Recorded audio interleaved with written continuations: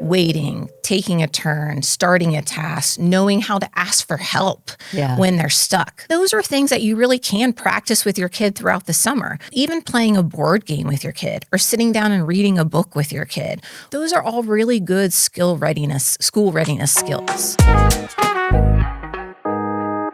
Welcome to the Kids Health Uncomplicated podcast, an official podcast of Cincinnati Children's. I'm Kyle Breitenstein, and it's my pleasure to introduce your host, Dr. Patty Manning.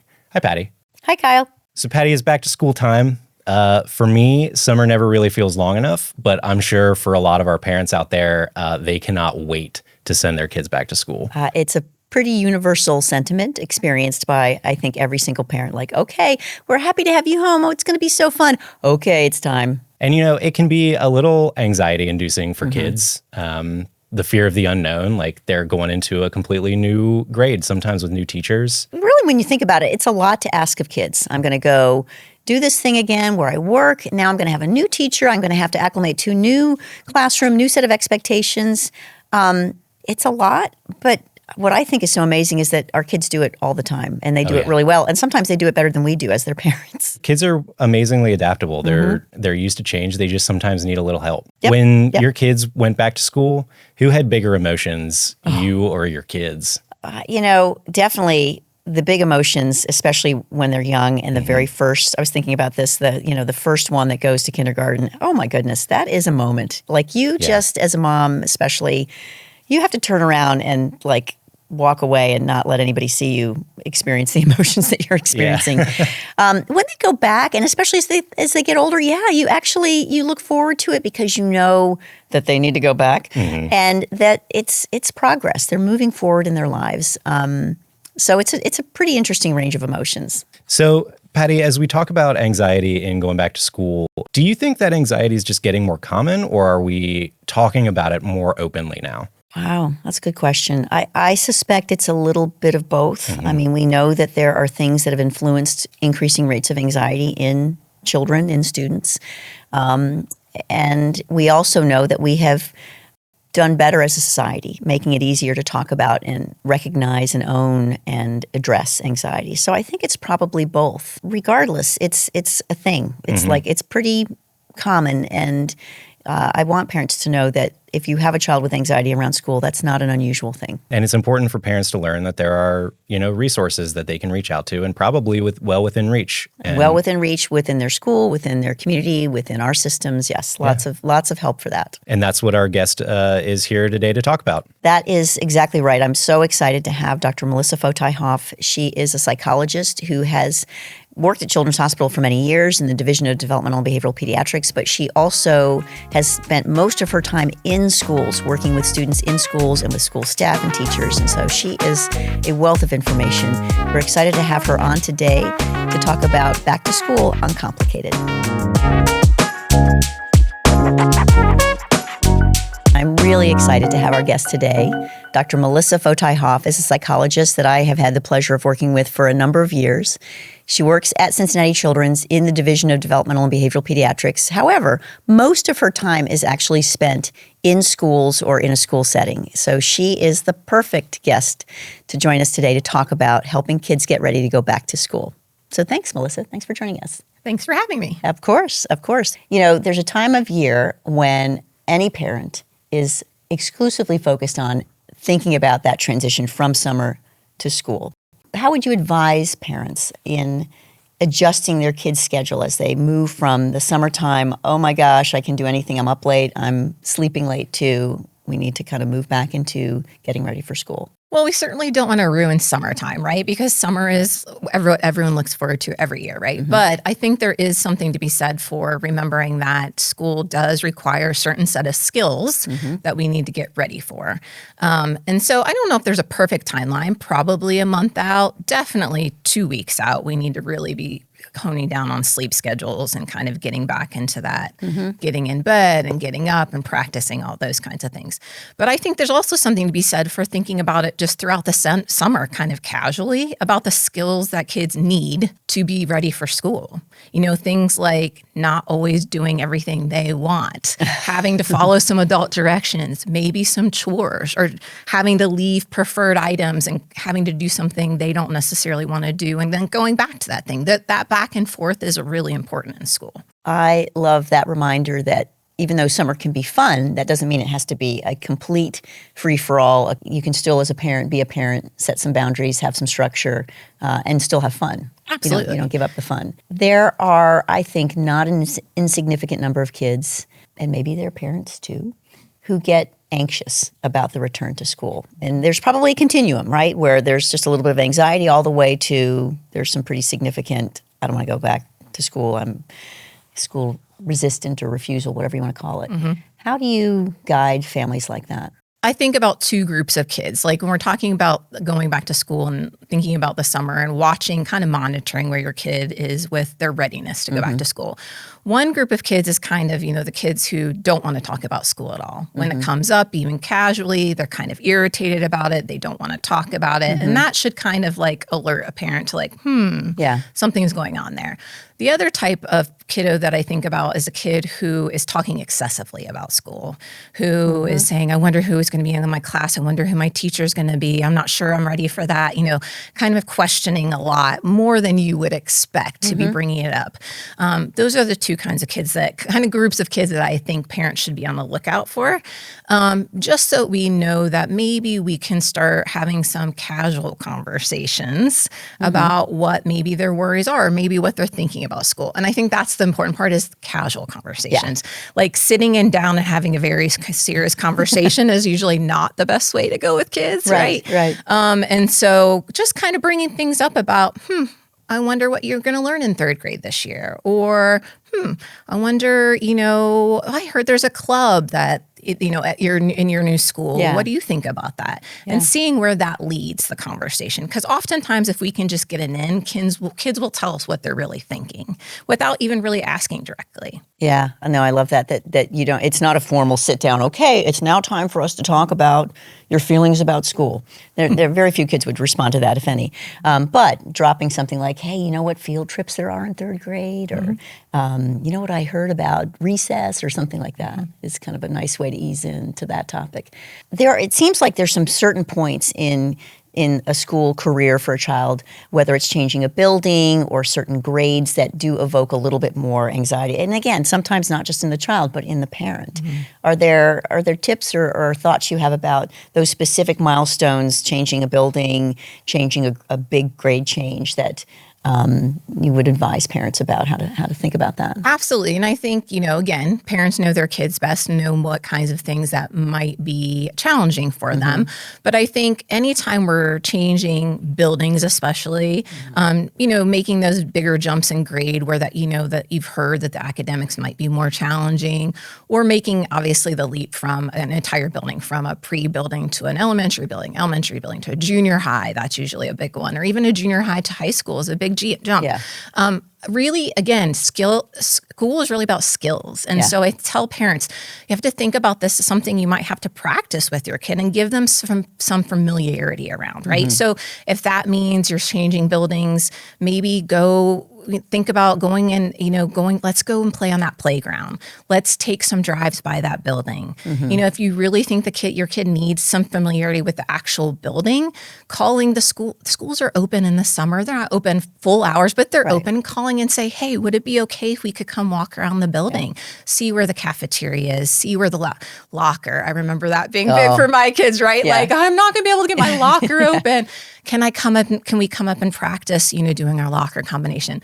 Lots of schools also, take advantage of the open house days of when they have open house, and go. And if you can't, call the school and say, I can't make that time because I'm working or so forth, or we're on vacation. Can we schedule another time? Schools are very open to that. They want kids to feel comfortable, familiar with their surroundings, and successful. I love that you can draw on those statements from your direct experience working with school staff. Like you've been there with teachers, with aides, with school staff. You know that is everybody's invested in kids feeling successful. Absolutely. And I have to reference something that you said that I heard you say in a conference or some kind of presentation years ago about the importance of kids feeling successful in the school setting, because who wants to go somewhere every day, all day, where they're not successful? Who wants to do that? None of us want to go to a job where we feel unsuccessful every day. And school really is kids' job. And I know that's kind of cliche, but really kids are at school a full day. You know, they're 6.5, 7 hours a day. It's demanding, it's taxing, especially now when we kind of live in a child-directed society a lot of times, where kids are spending a lot of time directing their own time. School feels like a very big demand for them, and it is a big demand for them of their mental energy, their physical energy, their social emotional energy, all those things. And so I think we have to think about school success in a lot of ways, because some kids are going to be very academically successful. Some kids aren't going to be very academically average, and that's okay, but they're going to be really socially successful, or they're going to be into clubs or sports or other things, and that's okay. School should be a really well-rounded experience, right? And I think if you're having a kid who's really struggling in school, having a conversation with a teacher around what kinds of things do you think my kid would be successful in school, not necessarily just academics, but other things where they can be a leader, feel successful, helping, working in the library, all those little things we take for granted, even that can really increase a kid's feeling of success across the day. It's interesting because as you're talking about the spaces where kids feel successful, sometimes there's a temptation to withhold those things as a potential reward for doing well, or as a consequence for not doing well. And what are your thoughts about that? I mean, is there a time and place to use reinforcers and motivators? Absolutely. I'm a behavioral psychologist. I'm not say I don't do that. I do, right? But I also think we have to think about it as, again, just an ingredient of a successful kind of day. And that those things shouldn't always be held contingent, right? That those should be just something that we know that fills a kid's tank and makes them feel ready to take on something that feels like a big task, which is a school day. I love the concept of filling their tank, making them feel ready and energized for the parts that might be harder for them. We want them to be well prepared for that. So, Melissa, you made mention of if a child might be struggling in school, and I think that's certainly a source of potential anxiety for families or kids going into the school year. But let's talk about the child for whom some concerns do arise, either a learning concern, a behavioral concern, a teacher raises a concern to a family. How might a parent respond or react to a concern being raised about their child in the school setting? What might be their next steps? I think the first thing is to remember that to be thankful that a teacher is raising a concern, right? If they're raising concern, that means they care about your kid. And that doesn't mean that something's wrong with your kid, right? It means that your kid might be challenged with something that's going on the day. It doesn't mean the whole day. It means a part of the day probably, and that's good to know. So I think the important part is to communicate with teachers, to be open to that communication, try not to take offense. I think a lot of parents feel very defensive, right? Because they want their kids to be successful in school so much that feels kind of threatening, and that's understandable. But to take that feedback and say, let's have a conversation. Tell me what you're seeing. I'll tell you what I'm seeing at home. That oftentimes we're very siloed in our kind of experience with our own children. You don't see your kid all day at school, and they don't see your child at home. And so sharing that information back and forth can be really, really helpful, just to kind of put the pieces of the puzzle together and see where maybe some things need to be adjusted. I love the recommendation to be receptive to that feedback, even though it's hard to hear, because it is a gift in a way. Somebody cares enough about your child to say, hey, I need you to know this. It may be something, it may be nothing. And then, a next step for a family could be talking to their pediatrician or their primary care provider about these concerns that have been raised, and something from that might come, correct? Absolutely. I mean, I think we always think about first starting with who raised the concern, right? Usually the classroom teacher, they spend the most time with your kid. But also schools have a lot of resources. There are school counselors who do a lot of great work in helping kids figure out things at school. There's oftentimes now in many schools, actual mental health professionals that have been placed in schools. So whether that be psychologists or social workers or, so forth. And if there's a bigger concern concern that we need to move towards. Obviously, reaching out to the principal might sometimes be appropriate in helping them. They can help you guide kind of who's the right person to help find that, fill that in that missing information. What a great reminder, or even just educating people out there about, hey, schools do have a lot of resources. They have counselors, they have support people, they have people, again, who are invested in your child's success. And it's not something you have to kind of retreat from, but something you can lean into if a concern happens to arise. Back a little bit, kind of, again, related to school concerns, but also to the summer. What are your thoughts about families working on school skills or, fear of regression over the summer? We hear that a lot. We get a lot of concerns raised about, especially in kids who might have some learning differences or learning challenges. This is a tough one because I think, we want to do a little, but not too much, right? Yeah. And so I think I go back to really the feedback I get from teachers most of the time is they're worried less about the learning and they're worried more about the kids who are ready to learn. And so when I say that, I mean, are you ready to, sit in a group and listen to directions and start on that worksheet? Know how to initiate a task, not need someone standing over you helping with each part, right? Do you know how to wait? Do you know how to take your turn? Do you know all those kinds of soft skills maybe that are really important in school in terms of, because we have to remember school is a group learning experience. This is not a one-on-one for the most part. Now, do some kids have those supports and accommodations because they need those things? Absolutely. But for the most part, kids learn in group settings and pretty big group settings. And so they need to be able to have those kind of everyday fundamental school skills of readiness to then the teachers can teach you the academics, and they'll identify when you need extra help with that learning. But the skills that I think kids are frequently struggling with now are those skills related to waiting, taking a turn, starting a task, knowing how to ask for help when they're stuck. Those kinds of things. And those are things that you really can practice with your kid throughout the summer. Yeah. You have to make a conscious effort sometimes, but you can't, even playing a board game with your kid or sitting down and reading a book with your kid, or if they're old enough to read on their own, maybe you're reading your own book and then you guys have a little conversation about it. Those are all really good school readiness skills. I can't even tell you how helpful that is to hear and to remind parents that your child doesn't have to sit down at the kitchen table and do a workbook. There are lots of things you can do with your child that actually build school readiness. You can go to a park and somebody has to wait in line to use the swing. Yes, perfect. That's a great way to practice that skill because firsthand from teachers that's the thing. Those are the things that get in the way of a child's success. Not did they remember all their math facts or did they forget certain vocabulary words or things like that.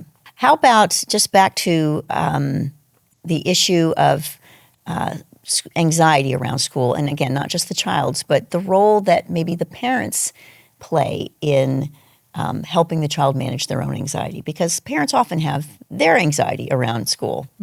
Well, because every parent wants their kid to be successful, right? And when school is hard for kids, it's hard for parents. And that's completely understandable. And I think what's really important to know as a parent is that your feelings and your words are contagious.